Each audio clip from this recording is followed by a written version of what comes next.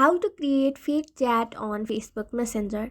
Hello everyone, this is Sabrina here to help you today. So without any further ado, let's get right into the video.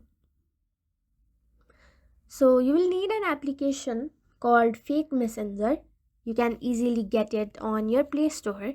Simply search for Fake Messenger and you will get several options and you can install any of these.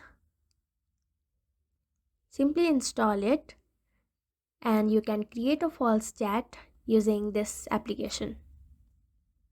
You can create messenger chats, WhatsApp chats, and many more.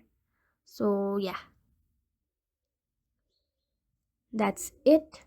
Thank you for watching this video. Make sure to like, share, and subscribe to our YouTube channel. If you got any questions, comment them down, and I'll catch you in the next one.